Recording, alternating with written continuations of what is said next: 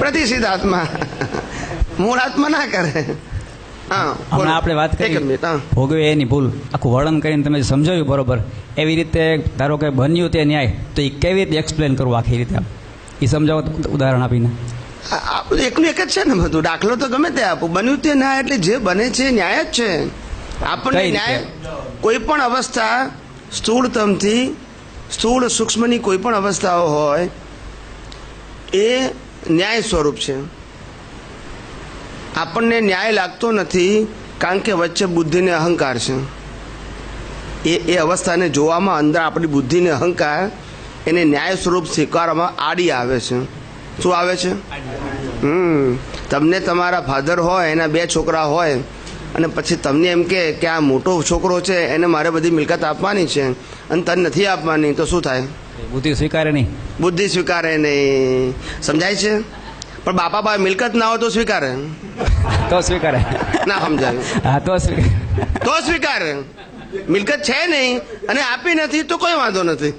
વિતરાગ. શું કીધું? છે ને આપી નહીં ત્યાં જ ભાનગડ છે. તો આ વસ્તુ શું છે? ખાલી ના, એટલે કહેવાનો મતલબ આ ખાલી એક વિચારધારાની જ વાત છે ને, એમ કહું છું મારો કહેવાનો મતલબ. એટલે આ જેમ પેલું વ્યવહારની અંદર જે વસ્તુ આપણે ફરજિયાત સ્વીકારીએ છીએ, નથી અને નથી આપતા તો વાંધો નથી, એવું જ્ઞાની પુરુષ શું કહે છે કે આપે હોય ને ના આપે તો આ જ્ઞાનને એપ્લાય કરવાનું કે આપણો હિસાબ લેવડ દેવડનો નથી, માટે એ આપનાર છે ને હું લેનાર છું એ પ્રશ્ન આવતો નથી, માત્ર હિસાબ છે. બરોબર. ખ્યાલ આવી ગયો? તો પછી આપણે જે બન્યું તે ન્યાય એ સ્વીકારવામાં વાંધો આવે નહીં. સમજાય છે? ખાલી વિચારધારાની જ વાત છે આમાં. અને અજ્ઞાન ને જ્ઞાનની અંદર આટલો જ ડિફરન્સ છે, અભિપ્રાયનો જ ડિફરન્સ છે, રોંગ બિલીફનો જ. આપે એવું કહ્યું કે આપનાર નથી અને આપનાર પાકવાનો નથી, બરોબર? જ્ઞાનના સંદર્ભમાં કીધું, એટલે એ તમે અનુભવને કહો છો? કઈ પણ વસ્તુ હોય, કોઈ પણ વ્યક્તિ નિમિત્ત બની શકે, સ્વતંત્ર ના થઈ શકે. હા, એ બરોબર છે. તો પછી એકનું એક જ થયું ને, પછી આમ પકડો કે આમ પકડો. પણ જ્ઞાનની વાત કરીને બધું જ્ઞાન કહો કે અજ્ઞાન કહો, પણ આપવા માટે કોઈ સ્વતંત્ર નથી, સંજોગ વગર થઈ શકે નહીં. શું કીધું? હા, એ તો બરોબર છે. મહાવીરને જ્ઞાન આપવું હોય તો સંજોગ વગર ના આપી શકે. એટલે એમને જ્ઞાન મરવાનું છે એટલા માટે નિમિત્ત મરી જાય. હા, એટલે નિમિત્ત સ્વતંત્ર નથી. શું કીધું? એક વ્યક્તિ બીજી વ્યક્તિને જ્ઞાન કે અજ્ઞાન આપવા માટે સ્વતંત્ર નથી, સંજોગો જોઈએ જ. ખ્યાલ આવ્યો? અને મળ્યા પછી પણ કેવો ઉપયોગ કરવો એ વ્યક્તિગત વસ્તુ છે. તો ત્યાં અજ્ઞાન મળ્યા પછી અજ્ઞાનનો ઉપયોગ કરવો કે ના કરવો, અને કરવો તો કેટલો કરવો એ મારા ઉપર ડિપેન્ડ છે. એમ જ્ઞાની આ પુરુષે આપેલું જ્ઞાન એ મારે એને સ્વીકારવું કે ના સ્વીકારવું, અને ઉપયોગ કરવો કે ના કરવો, એ બધું મારા ઉપર ડિપેન્ડ. એટલે ઉપયોગ એ પુરુષાર્થમાં ગયો એટલે ઉપયોગ જ પુરુષાર્થમાં જાય, અને આપવું કે ના આપવું એ સંજોગાધીન છે. શું છે? એમાં કોઈની સ્વતંત્રતા છે નહીં. નહીંતર તીર્થંકર જન્મે ત્યારથી જ્ઞાન ના આપે,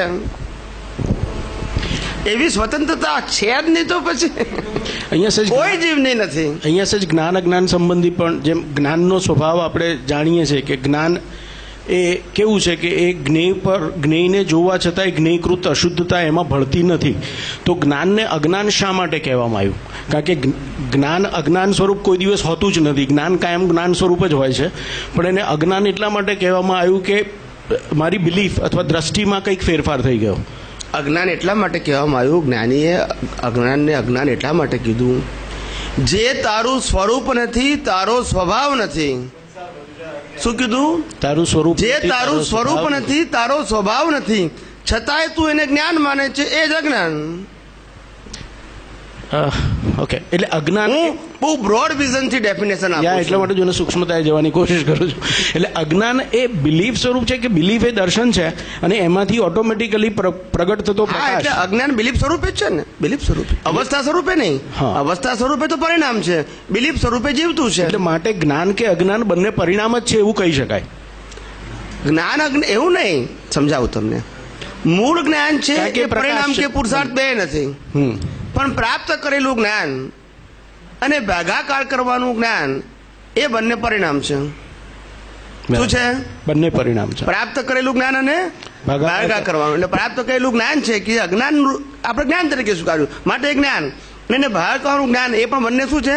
પરિણામ છે. મીન સંજોગો વગર એ જ્ઞાન કે અજ્ઞાન પણ પ્રાપ્ત થતું નથી. પણ એમાં છતાં બી આપણે સ્વતંત્રતા નથી. ભાવમાં સ્વતંત્રતા ખરી, પણ મેળાઓમાં સ્વતંત્રતા નથી. પણ છતાં બી આપણે બંનેનો બેઝ તો ઈધર રોંગ બિલીફ ઓર રાઈટ બિલીફ જ કહીએ છીએ. એ જ હોય ને. પણ માટે જ્ઞાન એટલે આપણે કીધું કે જ્ઞાન શબ્દ આપણે ક્યાં મૂક્યો? રાઈટ બિલીફમાંથી ઉત્પન્ન થતો પ્રકાશ. આપણે જ્ઞાનને દર્શનની વ્યાખ્યા શું કરીએ છીએ? હું કોણ છું તે જ્ઞાન. અને આ જગત કયા આધારે ચાલે છે? દર્શન. એ દર્શન થઈ ગયું. આખું પેકેજ જ આખું જુદું પડી ગયું. હું કોણ છું તે જ જ્ઞાન છે, બાકી બધું દર્શન છે. હવે જે જ્ઞાન શબ્દ વાપરીએ છીએ એ દર્શનનું જ્ઞાન છે, આત્માનું જ્ઞાન નથી.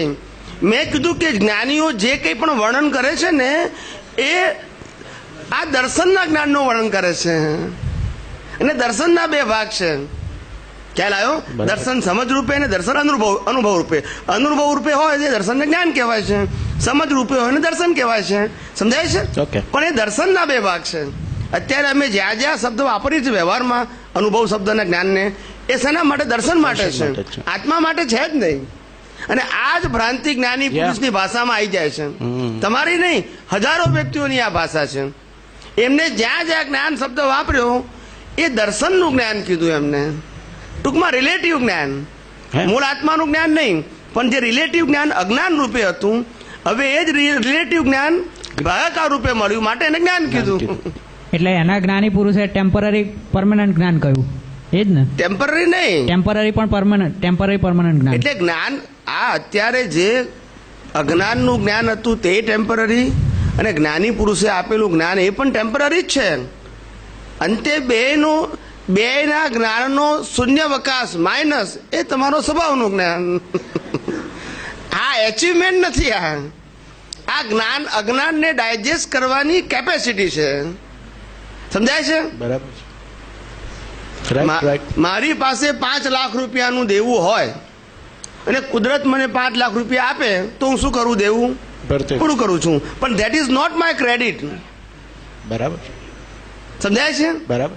એ મારી ક્રેડિટ નથી. તમને જે અત્યારે જ્ઞાન જ્ઞાની પુરુષ આપે છે એ જ્ઞાન અજ્ઞાનને ભાગાકાર કરવા માટે છે. એ આત્માનું જ્ઞાન નથી. સમજાય છે? એ અનુભવ પણ આત્માનો નથી, ખાલી ડિવાઈડ કરવાનું જ્ઞાન છે, એનો અનુભવ છે તમને. એટલે તમે કેટલું માઇનસ કરી શકો છો એના આધારે તમારું ડેવલપમેન્ટ અપ જાય છે. ખ્યાલ આવી ગયો? તમે નિર્વિકલ્પ દશાને પામો છો, નિર્વિચાર દશાને પામો છો, સંભાવ દશામાં રહો છો. આ બધું તમારા ડેવલપમેન્ટ ઉપર આધાર છે. અને આ ડેવલપમેન્ટનું ટોપ લેવલ એ તમારો સ્વભાવ. એટલે ટોપ લેવલમાં 0 થઈ જાય છે. પુરુષાર્થે 0 થાય, ખ્યાલ આવી ગયો? અને જ્ઞાને 0 થઈ જાય, તમને મળેલું જ્ઞાન. બરાબર. કારણ કે તમારા મળેલા જ્ઞાન, દર્શન, અનુભવ, ચારિત્રને આત્માની જરૂર નથી. સમજાય છે? જ્ઞાન ફક્ત અનાદિકાળથી પ્રાપ્ત કરેલું લોકોના દ્વારા પ્રાપ્ત કરેલું મિથ્યા જ્ઞાન, મિથ્યા દર્શનને ભાગાકાર કરવા માટે જ જ્ઞાની પુરુષ સમ્યક જ્ઞાનને સમ્યક દર્શન આપે છે. પણ એ આત્માનું જ્ઞાન નથી. આત્માના અનુભવ તરફ લઈ જાય છે, પણ એ આત્માનું જ્ઞાન નથી, અને આત્મા માટે પણ નથી. સમજાય છે? બરાબર.